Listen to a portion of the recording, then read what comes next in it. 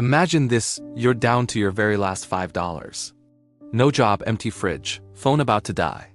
And a complete stranger walks up and asks you for help. What would you do?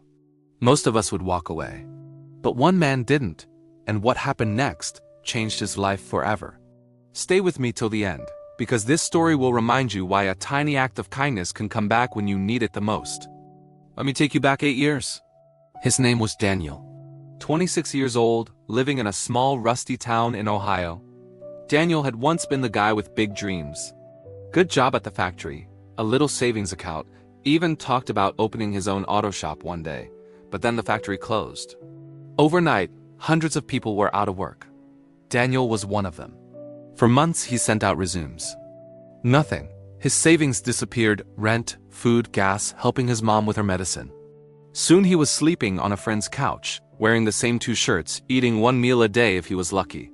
One freezing December evening, Daniel was walking home from yet another failed interview. Snow was falling hard, the kind that sticks to your eyelashes. He had exactly $5.37 in his pocket, his last $5 bill and some change. That money was supposed to buy bread and a can of soup to last him until, well, he didn't know until when. He passed the bus station. A small, tired-looking woman sat on the bench, holding a little boy who couldn't have been older than 6. The boy's lips were blue. He wasn't wearing a proper coat, just a thin hoodie.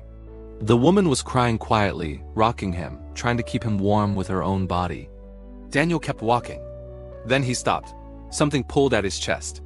He turned around and walked back. "Ma'am, are you okay?" She looked up. Her eyes were red. We missed the last bus," she whispered. "It left 10 minutes ago. The next one isn't until tomorrow night. I don't have anywhere to go.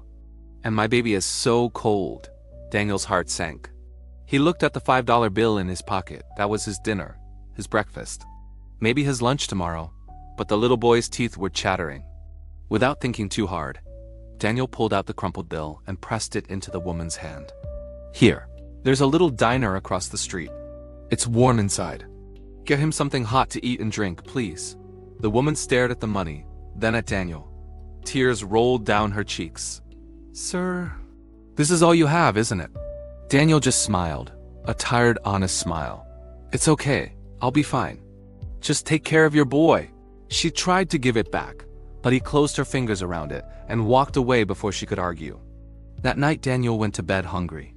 He lay on the lumpy couch, stomach growling, wondering if he'd just made the dumbest decision of his life. But somehow he slept peacefully. 8 years passed. Life didn't turn around right away for Daniel. It took time. A lot of time. He kept applying, kept showing up, kept smiling even when doors slammed in his face.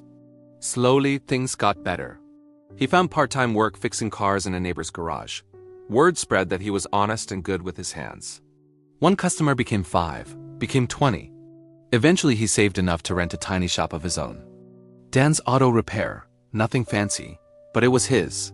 Fast forward to last winter. It was a busy Friday. Cars lined up outside the shop. A shiny black SUV pulled in. The driver, an older woman in a warm wool coat, stepped out. Something about her face felt familiar, but Daniel couldn't place it. She smiled softly. "Are you Daniel Carter?" "Yes, ma'am. How can I help you?" "I'm not here for the car," she said. "I'm here for you," Daniel frowned, confused. She reached into her purse and pulled out an envelope, thick, expensive looking. 8 years ago, you gave a desperate mother and her last $5 at a bus station. You told her to buy her son something warm. That mother was me. That little boy was my Michael. Daniel's mouth opened, but no words came. "I promised myself that night," she continued, voice shaking, "that if I ever found you, I would pay you back 1,000 times over." She handed him the envelope. Inside was a check for $50,000. Daniel's hands started trembling. He looked up at her, eyes already filling with tears. "There's more," she said gently. "My late husband owned a chain of dealerships. Before he passed, he left me everything. I've been looking for you for years, Daniel. I want to give you your own franchise, your name on the building, full support, everything you need to grow. Because one freezing night, when you had nothing, you gave us everything." Daniel couldn't hold it back anymore. Tears rolled down his face as he hugged this woman he barely knew. The same woman whose son he had helped stay warm with a single $5 bill. He cried not just because of the money or the business. He cried because someone had remembered, because kindness, real. Because even when you're at your lowest, giving can be the richest thing you ever do. So here's what I want you to carry with you today. You never know who's watching when you choose to be kind. You never know how far that tiny act will travel through someone else's life. Maybe the person you help today will help you tomorrow. Or maybe their child will.